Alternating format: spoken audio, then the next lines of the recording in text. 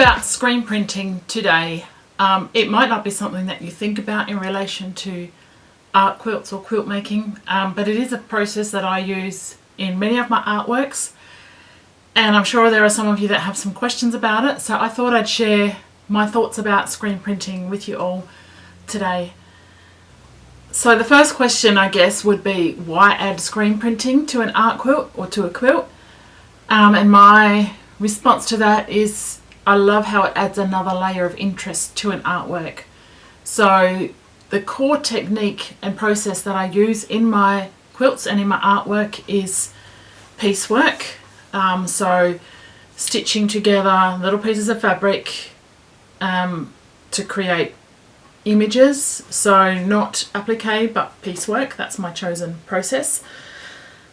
And then I like to kind of see how far I can push that process, but I also allow myself to include a select number of other techniques and processes. So one of those is my hand-dyed fabrics. That's kind of one of my starting points. And another one that I like to include and play with is screen printing.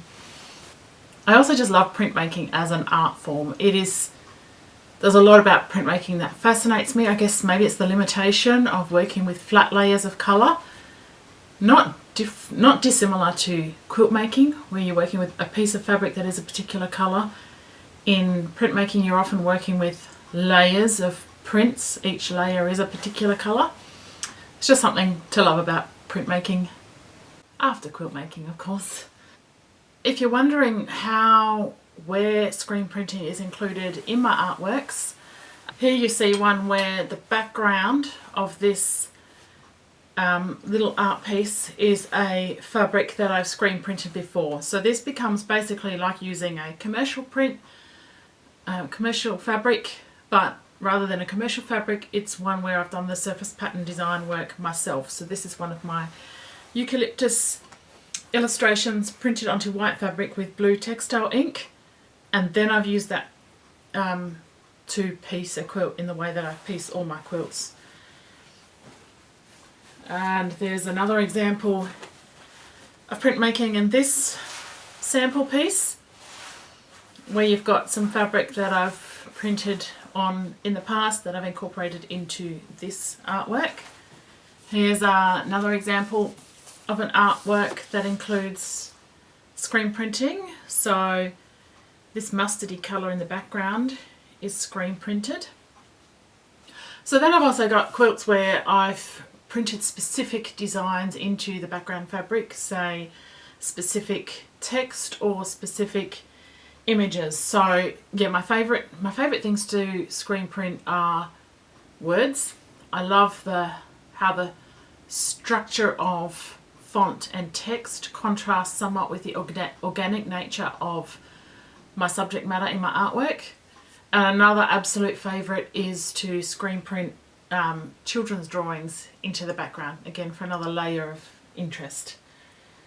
So some of you are probably wondering, what is screen printing and how does it work? So traditionally, I think this was called a silk screen.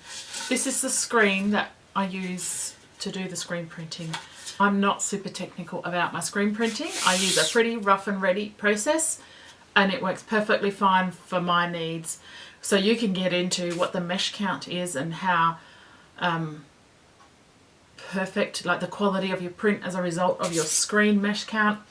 I don't really care about that. So I have a blank, I don't know if you can see me through there, a blank screen that I use for a lot of my prints. And how it works is you'll lay the screen down onto the paper or the fabric that you're going to print on. I usually print on fabric, but you can absolutely print on paper or cardboard or other things too. So when you make a print, you are forcing paint through that mesh, through the holes in that mesh fabric, onto the fabric or paper that's underneath. And the way you push the paint through is with the use of a squeegee. So you're using a kind of a reasonable level of force and holding the squeegee at 45-degree angle, you're spreading paint over the screen, dragging it across the screen, and as it's coming across the screen, it's forcing its way through the holes in the screen wherever it can. So the way that you make your prints interesting rather than just a splash of colour is through the use of stencils.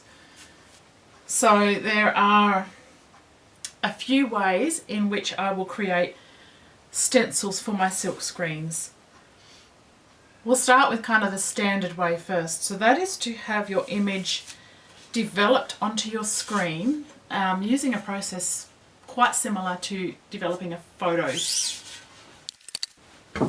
So I've got a couple of screens here that have been developed using photographic techniques. So for this to happen, you see the gum leaves on there. So what you've got here is this blue is actually a stencil. All the holes in the screen have been blocked where the blue is, whereas where the pink is, those holes are not blocked, and when I use the squeegee it'll force the ink through these holes and not through where the blue is. So basically you'll get an image that is these leaves. I don't know the exact process of developing this screen because that's something I outsource. So I'll bring my drawing to the screen printing company. The drawing needs to be on a transparency, so it'll be printed in black on a clear film, and the clear film is used to expose the image onto the silk screen. So I let other people do that for me, which is lovely, but it also costs more, of course, than some other processes. So I'll do that for images that I know I'm likely to use over and over in my work.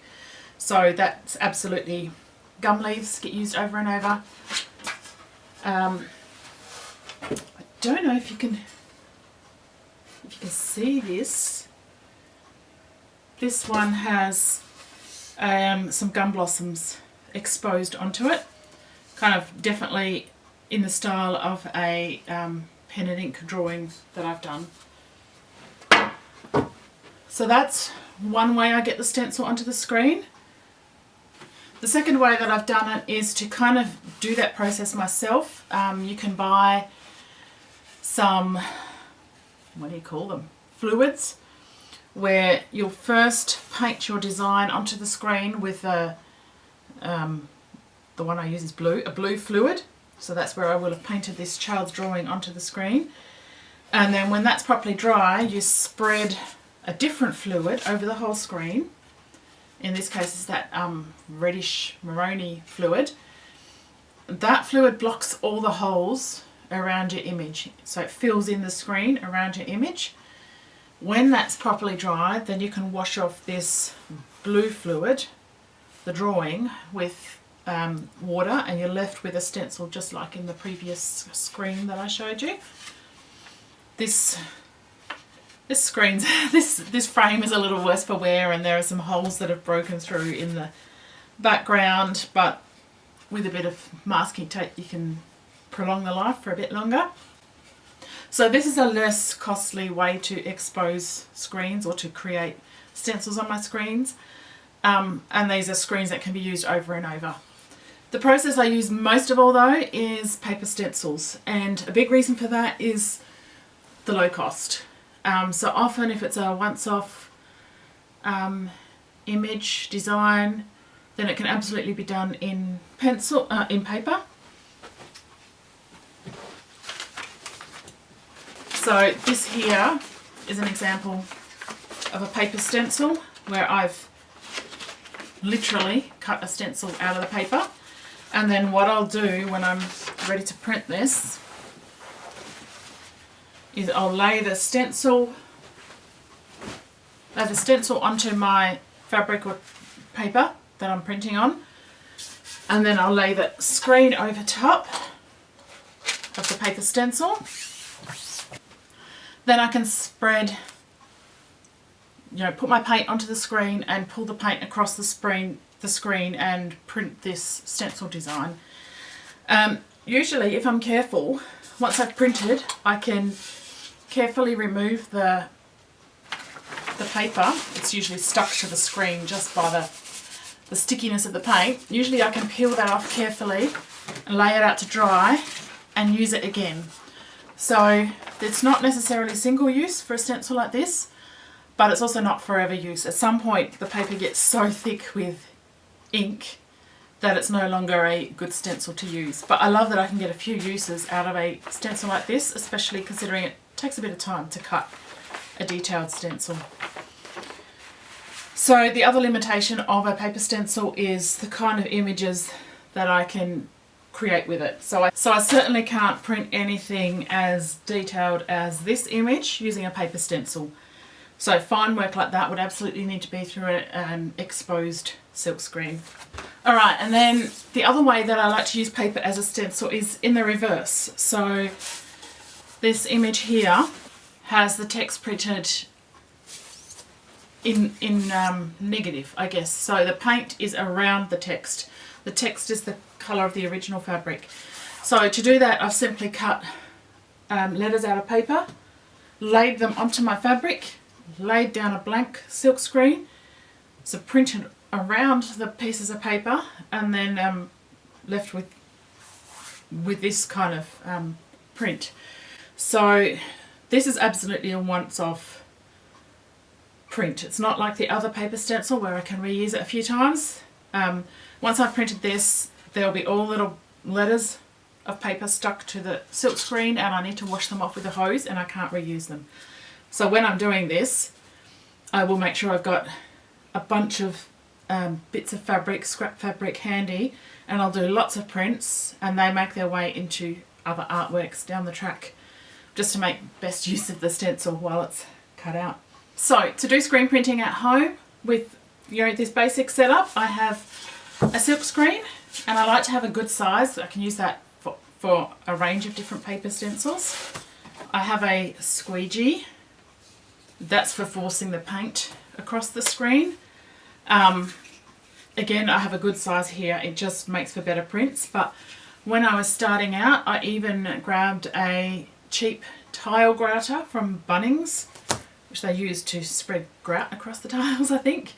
Not half as good, but does the job if you just want to have a little play of your own at home.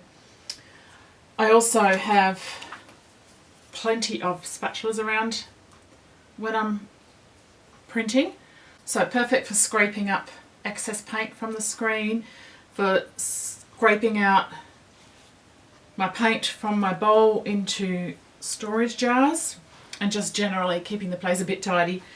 And then I also have a whole bunch of spoons that I've collected from the op shop. And of course the other key thing is printing ink. I use Permaset Aqua ink, and I buy them in 1 litre tubs, and mostly I just keep the primary colours and white and black. I have made the exception for this fluoro, what's it called? Glow red, because I just love using that colour in my artwork. So I have your regular red and a regular yellow and then a blue, which is not here, and a black, and I'm out of the white at the moment. I use a lot of white for mixing up light blue, pink, like all the, it's a colour I use a lot. And then what I do when I'm printing, I mix up the colour of choice in here.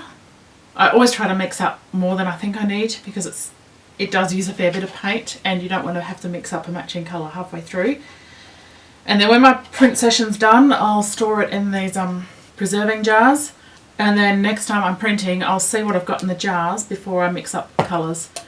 And I'll very often just add to the jar, you know, a bit like the minestrone soup idea. Keep adding colours until it's something you like, and then next time add different colours, and it just grows and from one session to the next. So the other thing you need when you're screen printing is somewhere to wash off your screens.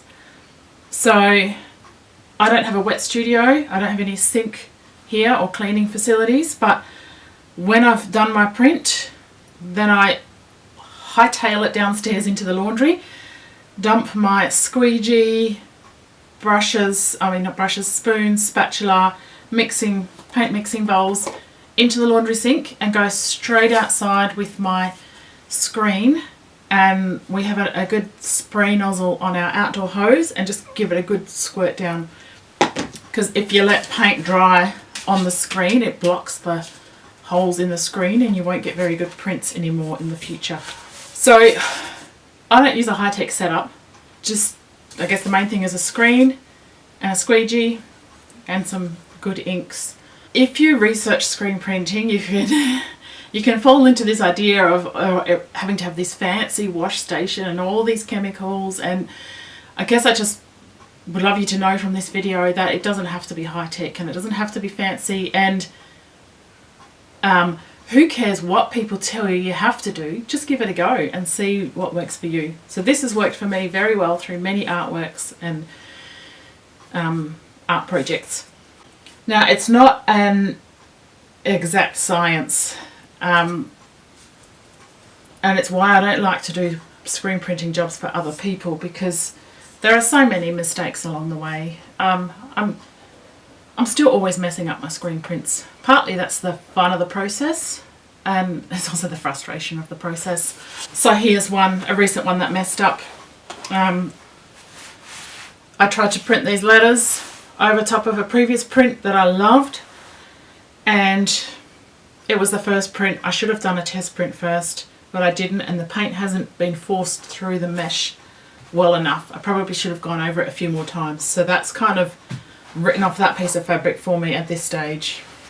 This here is my cutting and printing table. So this is where I'll cut out quilts, but it's also where I'll do my screen printing. And when I'm printing, I lay out some batting on the table. So this is 4 layers of cotton batting, the regular batting that I use in my quilts. I can't remember what it is, maybe Matilda's Own. So I lay that across the whole table, and then I've laid a piece of calico over the top. Both of these, the batting will sit on a roll. When I'm not using it, it sits on a roll. I've got some hooks here on the end of my table. It just sits there. And the calico is also just on a roll of calico. I've just come to the end of the roll, but normally I just pull out the next section of calico and just drop the roll there with it all still attached. And the reason I do that is every so often I like to remove the backing cloth, the printing cloth, and start using it in my quilts, because it comes up with all these really cool little accidents after a printing session. Maybe where the paint spilled over the stencil, or over the piece of fabric that I'm printing, or just where I've dropped a blob of paint. And some of my favourite artworks have those kind of happy accidents in the background fabric. So that's one way I incorporate prints, is through these happy accidents that happen on this backing cloth. The other way I'll incorporate screen printing into my artwork is by printing a piece of fabric that will become the background of the quilt, printing some imagery, colours, fonts, roughly the right area of the background of the quilt where I think it will go. And then when I'm cutting out the quilt, I'll lay out the background pieces carefully on that fabric so that they all end up in the right place in the completed quilt. So in that case, it's more of a fussy cutting process where I have the prints completed and I'm carefully picking out where I cut the fabric from. And then the other way I do it is through a process I call fussy printing. So that's, if any of you have done quilt making involving fussy cutting, where you carefully select the piece of the fabric that has the right colour or image on it for your quilt piece. Fussy printing is where I have my quilt pieces cut out and I know exactly what I want on each quilt piece, so I lay out the quilt pieces onto my background fabric and then print over the top. That is the best way for me to make sure I get a print in the right area of the quilt. It's quite fiddly because the quilt pieces get stuck to the silk screen after the print, and I need to just lift the screen carefully and carefully remove the quilt pieces and lay them down so that they can dry. But yeah, that's the process I use. So either fussy cutting or fussy printing, or happy accidents like what occur on this drop cloth. That basically summarises how I use screen printing. I'm curious whether any of you give it a go. Let me know if you do.